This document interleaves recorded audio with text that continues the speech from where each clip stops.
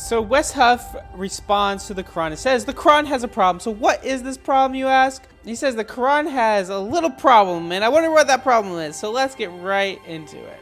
The text commands Muslims to engage with Christians and Jews, the people of the books, gracefully, saying, we believe in what has been revealed to you and what has been revealed to us. Our God and your God is one, and to him we submit. Yet many Muslims today say something very different. Instead of affirming agreement with what has been revealed in the Bible, they accuse it of being corrupted and changed, that the God of the Bible is no God at all. In fact, numerous times the Qur'an spells out what it thinks has been revealed to the Christians and the Jews, calling the Torah and the Gospel a message that was sent down by God. If Muhammad has doubts, the Qur'an says that he should go and ask those who have been reading the scriptures revealed before him. Contextually, the only times the Qur'an has talked about previously revealed scriptures is when it's talking about the Torah and the Gospel. Muhammad is told by God here to go talk to the Christians and the Jews because they have revelation given to them already. Muhammad should have confidence because in the very same section that says that the previous scriptures were revealed, it also says that no one can alter God's words. We know exactly what the Torah and the Gospel would have looked like in Muhammad's day. We have copies,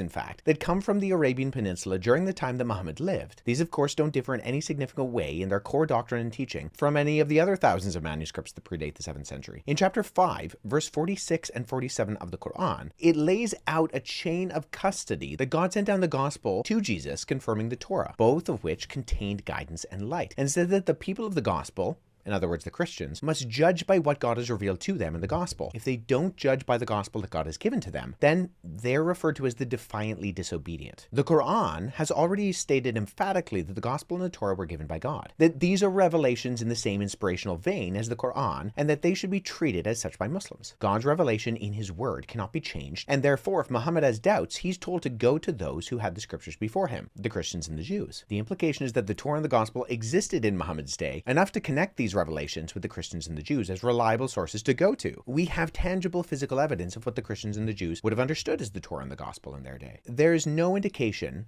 in the Quran of any substantial corruption or complete extermination of the Torah and the Gospel. If there was, the numerous times the Quran makes mention of them would have no reasonable application. The Christians and the Jews cannot judge by what has been revealed to them if they no longer have it. If the Torah and the Gospel are God's words and no one can change God's words, an accusation of corruption towards the Torah and the Gospel is one that either makes the God of the Quran out to be a liar or incapable of doing what he says he can do. But this brings me back to chapter 5, verse 46 and 47 of the Quran. In order to take this passage seriously, a passage that addresses me personally as a person of the gospel, a Christian, I run into a problem. If I judge the Quran by the gospel, which I am commanded to do in order to not be one of the defiantly disobedient, I find that the Quran misunderstands, lacks comprehension of, and outright contradicts the Torah and the gospel. So if the Quran is true and I obey it in this instance, by the standards it tells me to judge by, I find the Quran false.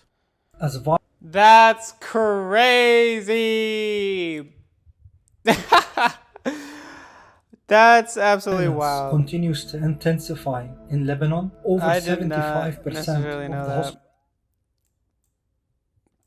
I need to rewatch this like 5 times, take notes, write it down, and then whenever a Muslim comes. So literally, imagine in chapter a Muslim coming to me, which I've seen all the time. Oh, the Bible was corrupted. How? So you're just throwing out everything from your own book because that the other books that your book talks about is right, but you're throwing that out because that the Bible says that the Quran is wrong, so therefore it's changed. How does that make any sense? Wow. That's cool.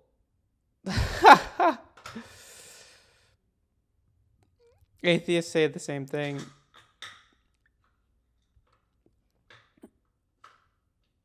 Yes, that's great when we get someone. I literally want Wes Huff to debate every single hater.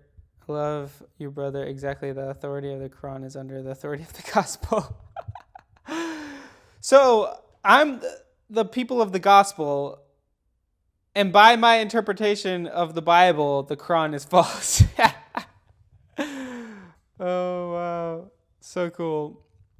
Thanks for telling me to watch that, Pablo. Appreciate it.